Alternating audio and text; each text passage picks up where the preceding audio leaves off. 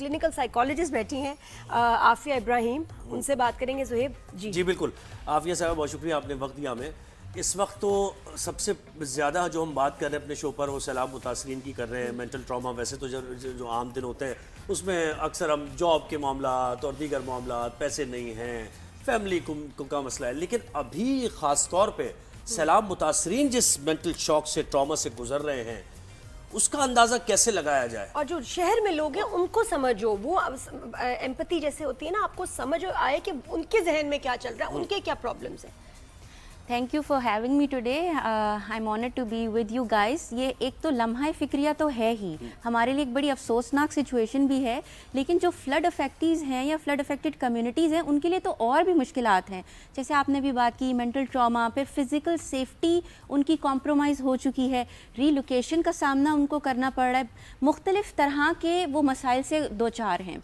अच्छा, अगर हम साइकोलॉजिकली या वैसे बात करते हैं तो इसमें सबसे पहली चीज़ होती है हमारी, जिस तरह से हम इंसान, हमारा जो है वो निज़ाम बना हुआ है, सबसे पहले हमारी फ़िज़िकल सेफ्टी आती है। फ़िज़िकल सेफ्टी में जैसे कपड़ा, रोटी, ये सारी, या फिर हमारा एक फ़िज़िकल सेंस ऑफ सेफ होना कि एक औरत है, एक मर्द है, बिल्कुल बिल्कुल वो उस अपनी जगह पर महसूस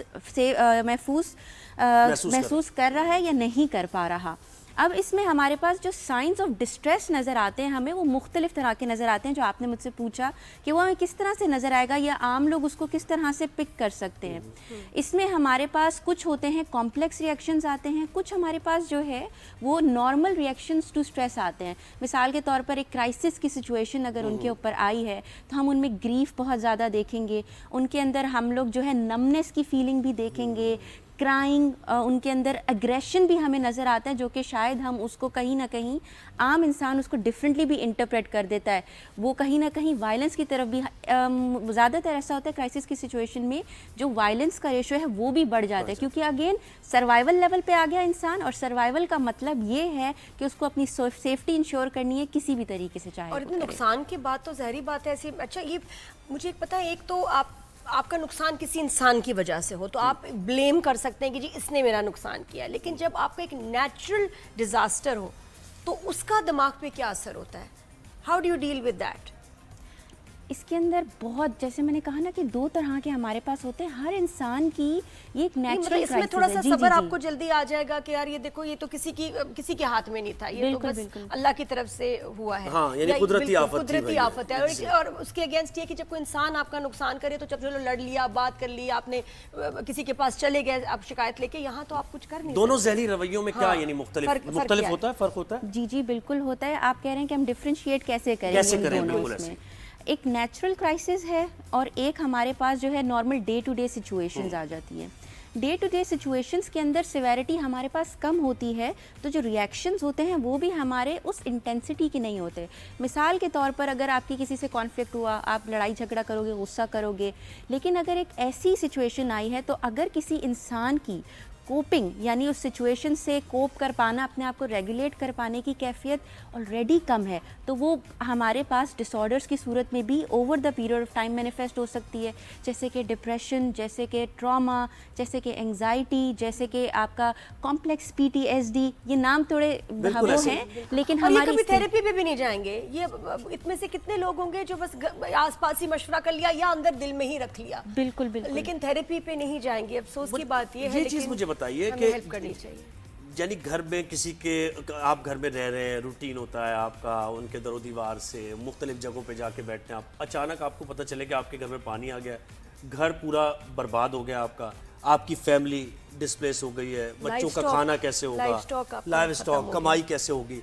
तो ये तो समझे एक मुश्तरका तौर पे कम्युनिटिव एक आपके ऊपर एक आफत आ गई ना, तो उसको क्या इंसान अडेप्ट तो कर लेता है सिचुएशन को, लेकिन क्या ये ऐसे मरहले हैं जिसमें इजी हो जाता है कुछ लोगों के लिए, या कुछ लोग इसको कर लेते हैं कि ठीक है भाई अब कर लेंगे जो भी होगा, या नहीं है ऐसा? नहीं, बहुत मुश्किल होता है।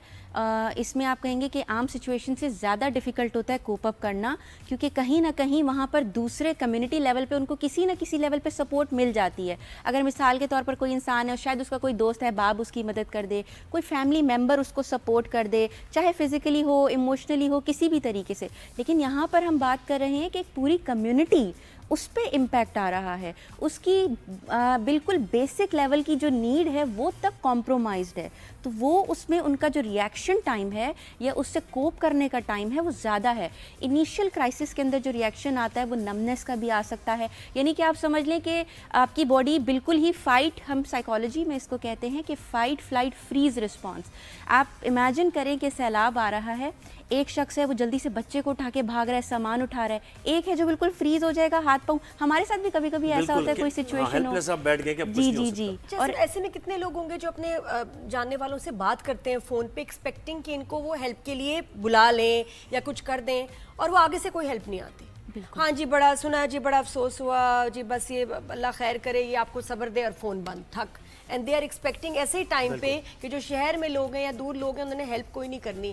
یہ اچھا, ایک دوسری بات یہ بھی بتائیے گا کہ یہ ایسا ٹراما ہر ایک کو کیسے افیکٹ کرتا ہے, بچوں کو, عورتوں کو, بزرگوں کو, اور مرد جس نے اس وقت جو ہے اس کے ریفلیکسز ہونے چاہیے, میں کہتی ہوں وہ, اور نرو اسٹرانگ ہو, اس وقت وہ لیڈ کر لے گا. بالکل, کیونکہ مینجمنٹ اور کاملیس کے ساتھ کہ آپ نے یہ کرنا ہے, آپ نے یہ کرنا ہے, لے کے چلے.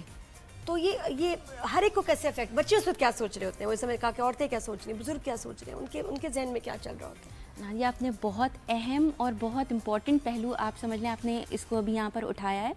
جو بچے ہوتے ہیں نا, اگر ان کا اظہار ہم دیکھتے ہیں, ایموشنل ایکسپریشن, وہ ان کے پاس وہ ووکیبلری الفاظ نہیں ہوتے جو ہم بڑوں کے پاس ہوتے ہیں. ہم اس طریقے سے ان کو, جسے ہم کہیں نا کہ اگر ان کو تکلیف بھی ہے تو شاید وہ بیان نہیں کر پاتے. ان میں پھر ہم ڈسٹریس کے سائنس کو دیکھتے ہیں, جیسے کہ مثال کے طور پر ایک بچہ جو نارمل فنکشننگ میں اپنی بات کر پاتا ہے, کوئی بھی جو اس کے ایج اپروپریٹ بات ہے, وہ شاید بات کرنا کم کر دے, شاید اس کو جو ہے وہ نائٹ میئرس کا وہ کمپلین کرے, یا ہو سکتا ہے کہ وہ بیڈ ویٹنگ بھی سٹارٹ کر دے. یہ ہائی سائنس آف ڈسٹریس ہیں. یا بچہ جو ہے وہ بہت آئسولیٹڈ ہو جائے, یا اپنا کیئر گیور, مثال کے طور پر ماں ہے یا باپ ہے یا بہن بھائی ہے, ان کے ساتھ بہت زیادہ کلنگی بیہیویئر شو کرے. اور اس میں اگر ہم بزرگوں کی بات کرتے ہیں تو اب آپ دیکھیں بزرگوں کی بھی جو کیپیسٹی ہے فنکشننگ کی بہت کم ہو چکی ہے, ان کے اندر وہ طاقت نہیں ہے.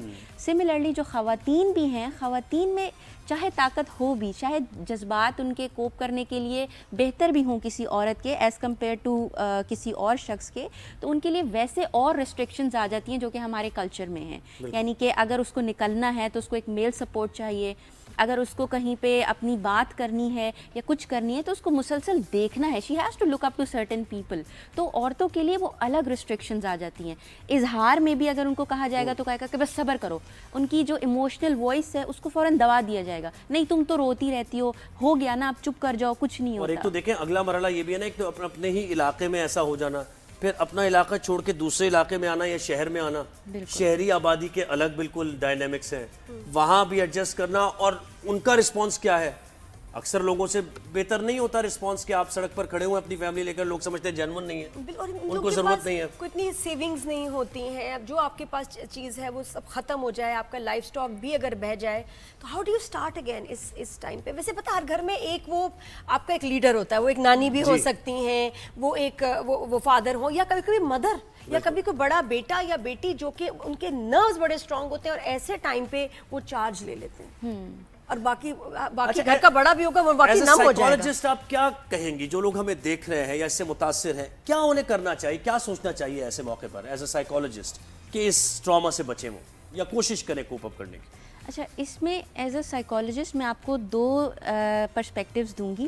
پہلا, ایک وہ جو فلڈ افیکٹڈ ہیں ان لوگوں کے لیے, اور ایک ایز کمیونٹی یا ایز سپورٹرز, یا ہم ایک آرگنائزیشنل یا گورنمنٹل لیول کے اوپر کیا کام کر سکتے ہیں. دیکھیں یہ جو کرائسس ہے یہ لائف لانگ یا ڈیوسٹیٹنگ افیکٹس ہیں اس کا یہ نہیں کہ بس سیلاب آیا اور ابھی وہ لوگ اگر شفٹ ہو گئے تو ان کی جی ابھی شروعات ہے. تو انیشلی جو سب سے پہلے ضروری چیز ہے وہ ہے ان کی جذبات کی کیفیات کو سمجھنا. لیکن اس میں ایک چیز تھوڑی سمجھنے والی ہے, میں نے بھی ذکر کیا تھا فائٹ فلائٹ کا نا, کہ ہر بندے کا مختلف وہ ایک سروائیول کے بیسک لیول پہ چلا گیا ہے. تو اس میں بیسٹ چیز جو ان کے اوپر کام کرتی ہے وہ یہ ہوتی ہے کہ وہ اپنے جذبات کو ایک فطری عمل سمجھیں. یہ نہ سمجھیں کہ اگر ہمارا سب لٹ گیا یا سب ختم ہو گیا تو ختم ہو گیا. زندگی سلامت ہے تو ظاہر ہے. بہت شکریہ, آپ نے وقت دیا, وقت کم تھا ہمارے پاس اس لیے.